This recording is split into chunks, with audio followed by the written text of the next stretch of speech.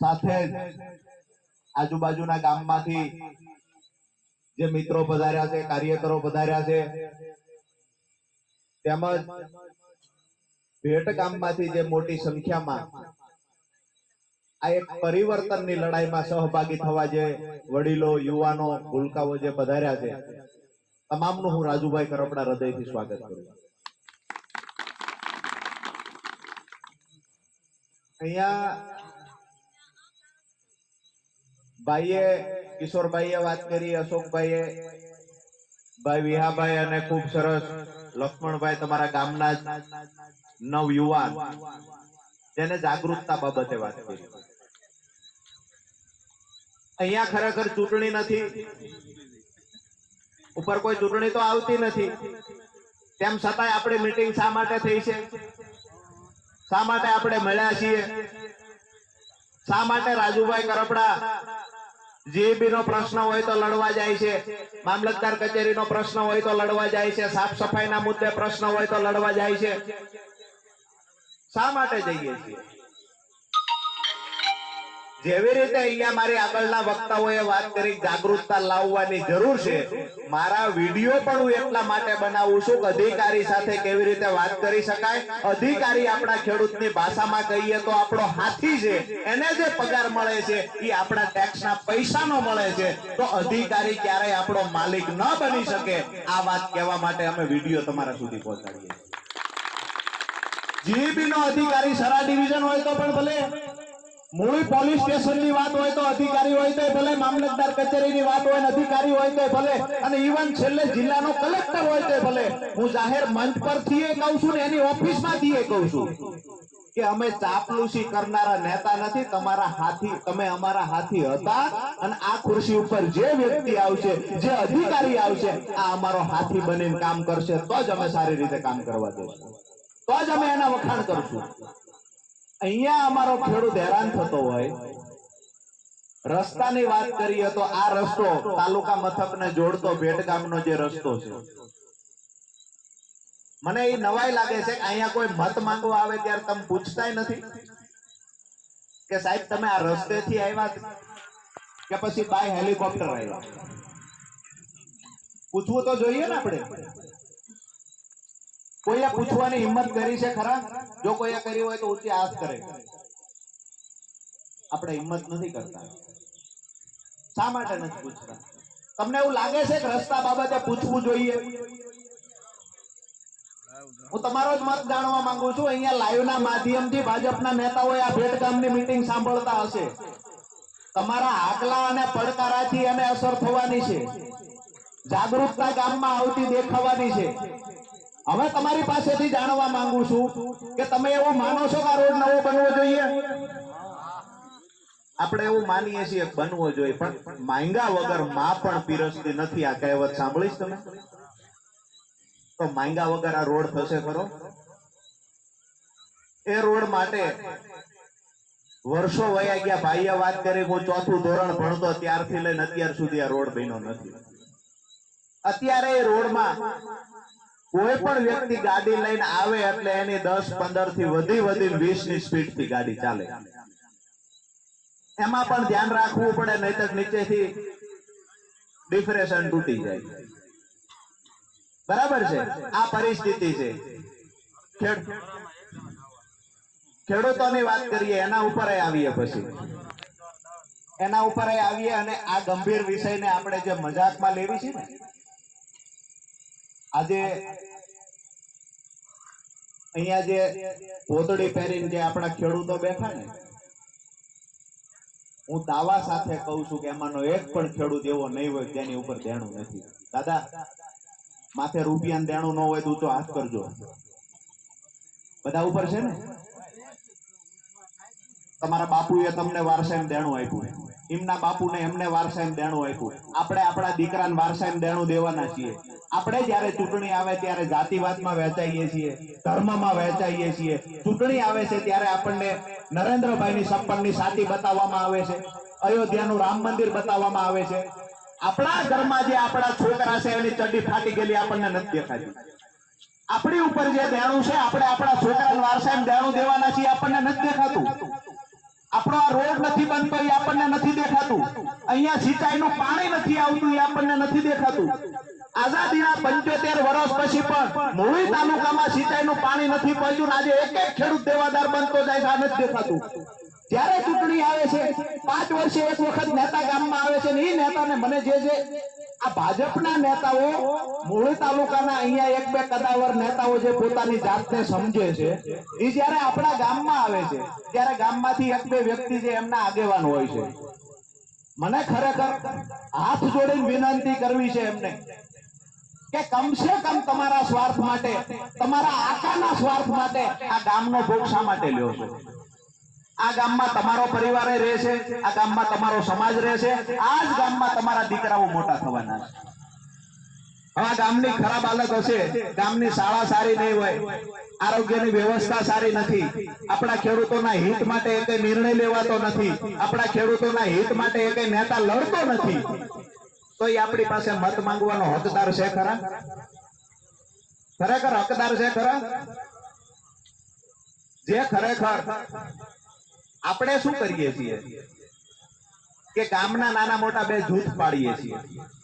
બહારથી કોઈ નેતા આવે છે તો ગીધાભાઈ છે મારી ટીમમાં છે, તો હું ગીધાભાઈને કહું કાંઈ પણ હોય તો મને કહેજો.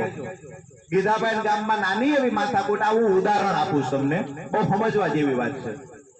ભાજપના એક બે નેતા હોય ગામમાં, કોંગ્રેસના એક બે નેતા હોય, આમ આદમી પાર્ટીના નેતા હોય, નાની એવી કઈ માથાકૂટ થાય એટલે સામેની પાર્ટીનો છે ને તો એને પોલીસ પાસે ધોકા ખવડાવવાના. આ અત્યાર સુધી રાજનીતિ થઈ છે કે નથી થઈ? થઈ છે ને. અહીંયા અમુક મિત્રો એના સાક્ષી છે. જ્યારે મારી પાસે કોઈ વાત આવે કે રાજુભાઈ અમારા કુટુંબમાં ઝઘડો થયો છે, મને એને માર્યું, મારે આમ કરી દેવું છે, તમે પોલીસને ફોન કરો, હું હંમેશા એને બેસાડીને ચા પીવડાવીને કહું છું કે રાજુભાઈ સમાધાનમાં હશે, રાજુભાઈ ઝઘડા કરાવવામાં નહીં હોય. તમારા બે ભાઈનું સમાધાન થતું હોય તો 5 ધક્કા કરીશ. કોઈ પણ પાર્ટીનો એ માણસ હશે, ગામમાં જો મનદુખ હોય એનું સમાધાન થતું હોય તો 5 વખત ધક્કા કરીશ. મારું એ કામ નથી, હું પોલીસને ભલામણ કરીને કોઈને 2 ધોકા ખવડાવી શકું. આ કરવા માટે આપણે જાહેર જીવનમાં નથી આવ્યા. આપણે જાહેર જીવનમાં આવ્યા છીએ આપણી આવનારી પેઢીના ઉજળા ભવિષ્ય માટે. આપણે જાહેર જીવનમાં આવ્યા છીએ ખેડૂતોને દેણામાંથી બહાર કાઢવા માટે. આપણે જાહેર જીવનમાં આવ્યા છીએ મૂળી તાલુકાના ગામડે ગામડે અને ખેતરે ખેતરે સિંચાઈનું પાણી પહોંચાડવા માટે. અને આ લડાઈ મજબૂતાઈથી, મક્કમતાથી લડવાની છે. આવનાર ચૂંટણી રાજુભાઈ લડે કે ન લડે ખબર નથી, પણ સિંચાઈના પાણી માટેની લડાઈના શ્રી ગણેશ 6 મહિના પછી કરવાના છે. જ્યાં સુધી આ વિસ્તારમાં પાણી નહીં આવે ત્યાં સુધી આપણી લડાઈ ચાલુ રહેશે.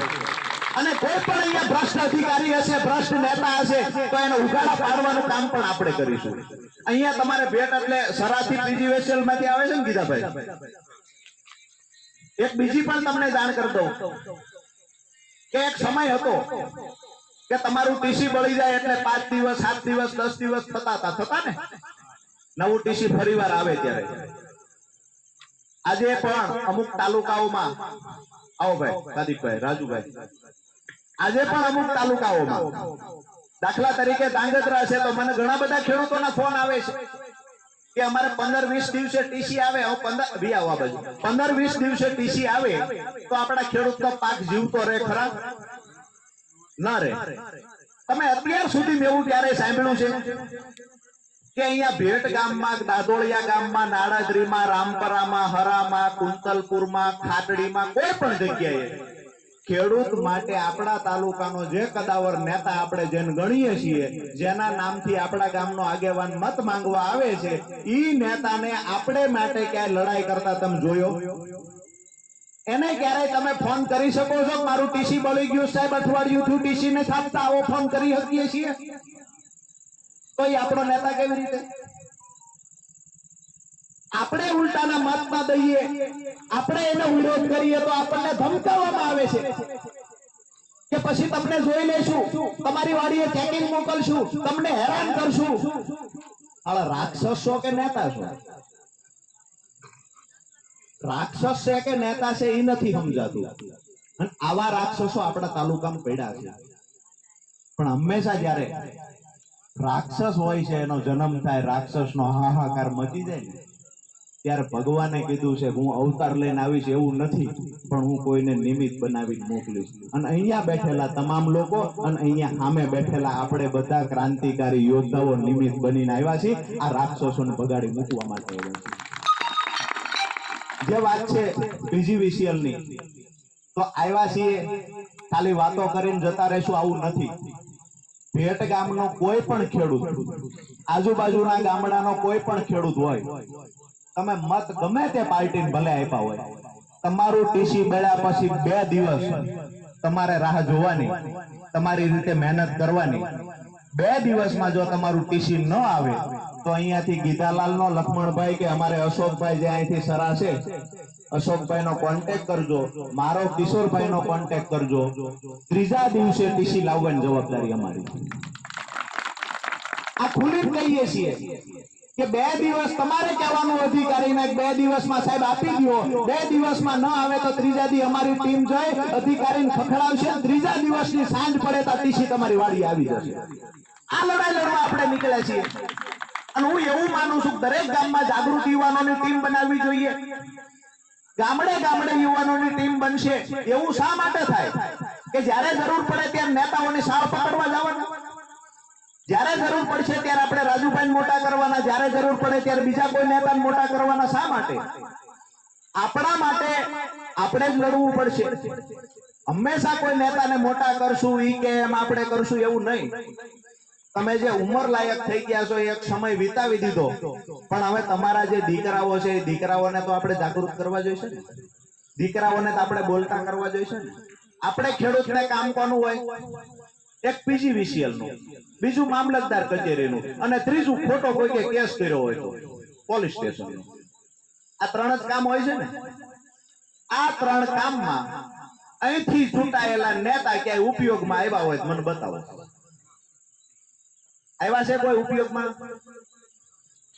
આજે તમારા ગામમાં ટીસી બળે, આપણા ખેડૂતોનું પાછળ જે યુવાનો ઉભા ને એ બધા ખેડૂતના દીકરા જ છે. આજે કોઈ પણ વાતને આપણે સિરિયસ નથી લેતા, મજાકમાં લઈએ છીએ. આપણો બાપ શિયાળાની કડકડતી ઠંડીમાં નાકા વાળતો હોય, એની 75 વર્ષની ઉંમર સુધી એને નાકા વાળ્યા હોય ને તોય દેણામાં બહાર ન નીકળ્યો હોય, છતાંય આપણે દીકરા તરીકે જો દુઃખ ન અનુભવવી તો આનાથી મોટી દુઃખદ બાબત બીજી કોઈ ન હોય. આજે મને દુઃખ થવું જોઈએ. આજે મને ખેડૂતના દીકરા તરીકે મારો તો કાયમ માટે એક જ વાત હોય છે કે હું ખેડૂત છું, તમામ ખેડૂતો મારો પરિવાર છે, અને ખેડૂતો માટે લડવું એ મારું કર્મ છે. જ્યાં સુધી આ ખોળિયામાં પ્રાણ રહેશે ત્યાં સુધી ખેડૂતો માટે લડીશું. જ્યાં સુધી ખોળિયામાં પ્રાણ રહેશે ત્યાં સુધી અમારી જે લડાઈ છે ખેડૂતોને દેવામાંથી બહાર કાઢવા, અહીંયા ગામડે ગામડે પાણી પહોંચાડવું, અને આ લડાઈ અમારી ચાલુ રહેશે.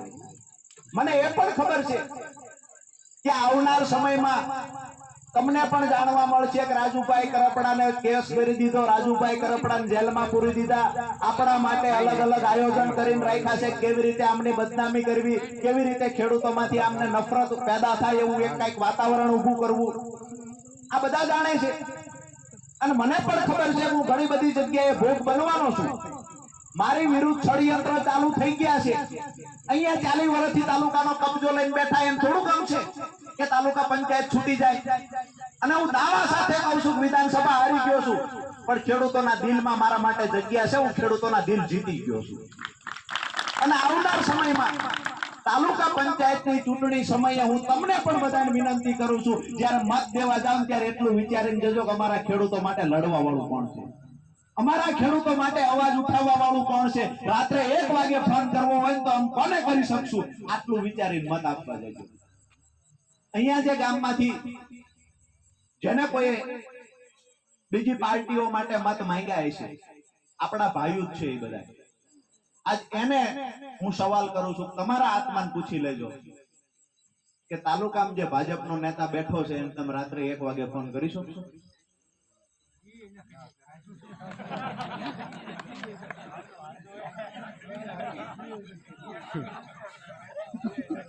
ફોન એને આપણે ફોન નથી કરી શકતા. જ્યારે તમે કોઈ કહો તમે અમારી પાસે મત માંગવા આવ્યા હતા, તમે એમને ફોન કરો ને એટલે એમ કે એમને થોડો ફોન કરાય, તો ફોન ન કરાય તો એ નેતા થોડા હોઈ શકે, તો એના માટે મત થોડા માંગવાના હોય, એને થોડા આપણે મત આપવાના હોય. એટલે મારી તમામને વિનંતી છે, આ ગામે પણ એક તો હું ભેટ ગામનો ખાસ કરીને આભાર એટલા માટે માનીશ કે આ ગામમાંથી 387 મત આ ગામે મને આપ્યા છે. ખરેખર હૃદયથી આભાર માનું છું. એમાંનો એક પણ મત આજે પ્રમાણિકતા જે ભેટ ગામની છે એની વાત કરું, આ બધા મહેમાન આવ્યા છે આજુબાજુના ગામમાંથી. ભેટ ગામમાં મેં 1 રૂપિયાનો વેચાતો મત વ્યાભાઈ નથી લીધો, 1 રૂપિયાનો. મેં કોઈની બોટલ નથી આપી, છતાં એ ગામે મને 387 મત આપ્યા છે. એટલે પ્રમાણિકતા ગામમાં છે એ દેખાય છે, ગામ પરિવર્તન ઈચ્છે છે એ દેખાય છે. અને હું તમને ખાતરી આપું છું કે 387 મત મને મળ્યા, 416 મત ભાજપને મળ્યા છે, 250 મત કોંગ્રેસને મળ્યા છે, અપક્ષમાં એવા થઈ અને 18 મત બગડ્યા છે. હું તમામને મતદારોને ખાતરી આપું છું કે તમામ મતદારો કોઈ પણ પાર્ટીને તમે મત આપ્યા હોય, જ્યારે જરૂર પડે રાજુ કરપડાને યાદ કરજો, હું તમારી ભેગો ઉભો છું. અને એ પણ કાયમ જવાનો છું આજે કે આવનાર સમયમાં મત તમને સારું લાગે અહીંયા દીજો. જ્યારે હું ખેડૂતોના સિંચાઈના પાણીની લડાઈના શ્રી ગણેશ 6 મહિના પછી કરું, એ દિવસે મને એકલો ન પડવા દેતા આ વિસ્તારને પાણીદાર કરવાનું કામ પણ રાજુ કરપડા કરશે. આવનાર 6 મહિના પછી આ લડાઈના શ્રી ગણેશ થશે. ગામડે ગામડે આપણી ટીમ પણ બની ગયેલી હશે. જ્યારે અમારી ધરપકડ થાય, જ્યારે અમને જેલમાં પૂરવામાં આવે, ત્યારે જે બેકગ્રાઉન્ડમાં ટીમ ઊભી છે એ ટીમને તમે એકલી ન પડવા દેતા. હું હંમેશા કહું છું, તમે મને સહકાર આપો. જેવી રીતે સુભાષચંદ્ર બોઝ કહેતા હતા કે તુમ મુझे खून दो, मैं तुम्हें आजादी दूंगा, આજ હું તમને અહીંયા ભેટ ગામના આંગણેથી કહું છું, તમે મને સહકાર આપો, હું તમને પાણી આપીશ. તમે મને સહકાર આપો, તમારા બાળકોના ઉજળા ભવિષ્યની લડાઈ હું લડીશ. બસ અપેક્ષા એક જ રાખું છું કે મત સારું લાગે ત્યાં દેજો, પણ તમારા બાળકોની લડાઈ તમને દેણામાંથી બહાર કાઢવા માટેની લડાઈ, અને આપણે સારામાં સારી 3 સિઝન લઈ શકીએ એના માટે સિંચાઈના પાણીની જે લડાઈ છે એમાં તમે મારી સાથે ઉભા રહેજો. આગલી લાઈનમાં રાજુ કરપડા હશે, ધોકા પડશે તો મારી પર પડશે, જેલમાં જવાન થશે તો હું જાય છે. થાનગઢની જે સ્વચ્છતા વાળી વાત ભાઈએ કરી, અશોકભાઈએ, કે થાનગઢની અંદર ઘણા સમયથી 25 વર્ષથી 4 નંબરના વોર્ડમાં ગંદકી હતી, ક્યારે ગટર સાફ કરવા નહોતા આવતા. ત્યાં ભૂગર્ભ ગટર ઓન પેપર ભૂગર્ભ ગટર બની ગયેલી. ચોપડામાં જોયું તો કે અહીંયા તો ભૂગર્ભ ગટર છે, ખરેખર સ્થળ ઉપર કે ભૂગર્ભ ગટર નહોતી. એટલે કે ગટર બારોબાર ખવાઈ ગઈ, જેવી રીતે તમારો રોડ ખવાઈ ગયો છે, બરાબર ને? અને જે નેતાઓ છે એ જો શૌચાલય ખાઈ જતા હોય તો રોડ ને ગટર તો ખાઈ જ જાય. ગટરની ગંદકી પણ એમને નડતી નથી ખાવામાં, એટલે નેતાઓ બધું ખાઈ જાય. આ નેતાઓને દૂર કરી અને આપણે સ્વચ્છતા કરવાની, આપણે સફાઈ કરવાની છે. આ નેતાઓને, ભ્રષ્ટાચારી નેતાઓને ઘરે મોકલવાના છે. આપણા ગામમાં મત માંગવા કોઈ આવે તેને પૂછવાનું છે કે અમારા ગામ માટે તમે શું કર્યું છે. અમે અહીંયા ટીસી બળે છે તો અમે તમને ફોન કરી શકશું. અમારે અહીંયા શિક્ષકો સમયસર નથી આવતા, અમે ફોન કરી શકશું. અમારા ગામને કાંઈ આફત આવે, અમારા ગામમાં સારો રોડ બનાવવો છે, અમે તમને ફોન કરી શકશું. જો આપણને એવું લાગે આપણે આ વ્યક્તિને ગમે ત્યારે અડધી રાતે ફોન કરી શકશું તો એને મત દેવાનો. દાદાએ કીધું દિવસે ફોન નથી થઈ શકતો તો એને મત કેમ દેવો? નથી જ દેવાતો મત. એટલે લડાઈની જે શરૂઆત છે, ગામો ગામ એક તો અમે આભાર માનવા આવીએ છીએ કે ભાઈ દરેક ગામમાં અમને જે ખરેખર મત મળ્યા છે. લોકો ચૂંટણી જીત્યા પછી નથી આવતા. અમારી એક ખાસિયત એ છે કે અમે હારી ગયા પછી ગામો ગામ જઈએ અને પાછા એ ગામમાં જઈને કહીએ છીએ મત સારું લાગે ને દીજો, તમારા માટે લડવાના છીએ, ખેડૂતો માટેની લડાઈ. અને આપણે તો રાજકારણમાં 2021માં આવ્યા, 2016 થી આ લડાઈઓ લડતા આવીએ. વાત કરી જે હમણાં ટીસી વાળી, તો ધાંગધ્રામાં આ હાલત છે. અહીંયા કોઈ સમયસર લાઈનનું કામ ન થતું હોય, સમયસર ટીસી ન આવે, એ વાત આપણે કરી. કનેક્શન બાબતમાં ક્યાંય આપણને એવું લાગે ખરેખર ગોટાળો થઈ રહ્યો છે, અમારી ટીમનો સંપર્ક કરજો, અમારી ટીમ તમારી સાથે આવશે. અહીંયા અધિકારીઓને આપણે એ ભાન કરાવવાનું છે કે અહીંયા માત્ર ભાજપ શાસિત કે મૂળી હાઈવે ની ઓફિસેથી હુકમ થશે ને હુકમનું પાલન નહીં થાય, એક એક ની ચડ્ડી ઉતારી દેવાનું કામ અમે કરશું જો તમે એમના ખોળે બેસી જશો. અને જે નેતાઓ છે જે વર્ષોથી તાલુકો પોતાના કબજામાં લઈને બેઠા છે ને એવું સમજે છે કે મારી સામે કોઈ નહીં આવે, જ્યારે એનો કોઈ વિરોધ કરવા જાય ત્યારે એના પાંગટિયાઓ એને એવું કહે છે કે તમારી વાડીએ ચેકિંગ મોકલશું. અમે કહીએ છીએ કે મારી વાડીએ 18 કનેક્શન છે, તાકાત હોય એકવાર ચેકિંગ તો મોકલો. આ કિશોરભાઈ વાડીએ છે, એકવાર ચેકિંગ તો મોકલીને જોવો. મારા એક પણ કાર્યકર્તા ત્યાં ખોટી રીતે અધિકારી ધમકાવશે ને તો એની ઓફિસ સુધી જવાની આપણી પૂર્ણ તૈયારી છે. અધિકારીઓને પણ કહીએ છીએ કે અમે ગાંધીજીના ચાહક છીએ, ગાંધીજીના માર્ગે અમારે ચૂંટણી લડવાની છે, અમારે હાથ જોડીને ચૂંટણી લડવાની છે. પણ કોઈ ભાજપના નેતા એવું સમજતા હોય કે અમે લાફો મારી અને ગાંધીજી જેમ બીજો ગાલ ધરશે, એમ ભાઈ એ નથી વાત. એમાં અમે ભગતસિંહ ચંદ્રશેખર આઝાદને માનીએ છીએ. દેશની આઝાદી માટે જે ફાંસીના માજડે ટીંગાઈ ગયા હતા ને એના પુસ્તકો અમે વાંચીને મોટા થયા છીએ. એટલે લડાઈ જે છે એ ગુજરાતની અસ્મિતાને કલંક ન લાગે એ મુજબ અહિંસક લડાઈ લડવાની છે. તમને બધાને હું પૂછું છું કે પાણીવાળી જે લડાઈ લડવાની છે એમાં સાથ આપશો ને? બે હાથ ઊંચા કરીને મને અહીંથી તમે આજે કોલ આપો, વચન આપો કે અમે તમારી સાથે ઊભા છીએ. રેડી? હવે હું વિશ્વાસ કરી અને આ લડાઈમાં કૂદી પડવાનો છું. જો તમે સહયોગ આપશો તો તરીને હામા કાંઠે પૂગી જવાનો છું, અને સહયોગ નહીં આપો તો ડૂબી જવાનો છું. પણ એક ડગલું પાછું નથી ભરવાનો એ તમને વચન આપીને જાઉં છું. લડાઈના જ્યારે શ્રી ગણેશ કરીએ 2 દિવસ પછી મારી છેલ્લી વાત કરી દઉં કે 2 દિવસ પછી ગાંધી જયંતિ 2 ઓક્ટોબર એટલે ગાંધીજી યાદ આવે. ગાંધીજીની જે લડાઈ હતી તો એમાંની એક દાંડી યાત્રાની વાત કરીએ ટૂંકમાં કે 12 માર્ચ 1930 ગાંધીજીએ, ખરેખર સાંભળવા જેવી વાત છે કે 12 માર્ચ 1930 ગાંધીજીએ દાંડી યાત્રાની શરૂઆત કરી. અંગ્રેજોએ મીઠા ઉપર કર લાદવામાં આવ્યો એટલે પછી આ યાત્રાની શરૂઆત કરી. એનો વિરોધ કરવા માટે 78 જણા નીકળ્યા હતા. બહુ સાંભળવા જેવી વાત છે. 78 જણા ગાંધીજી સહિત 78 જણા નીકળેલા. મીઠા ઉપર જે કર નાખવામાં આવ્યો તો એનો વિરોધ કરવા માટે અહીંયાથી ગાંધી આશ્રમથી નીકળ્યા, દાંડી સુધી પહોંચ્યા.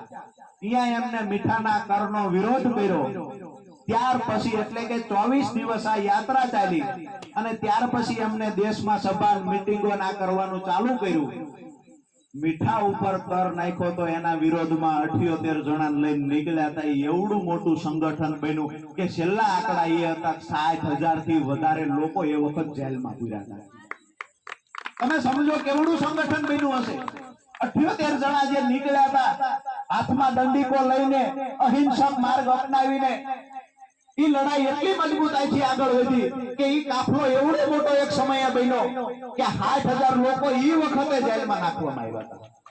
એટલે કે 1 લાખથી વધારે લોકો આ દાંડી જે વિરોધ હતો મીઠાના કરનો એમાં ગાંધીજીની વાત સાથે, ગાંધીજીના વિચારો સાથે જોડાયા.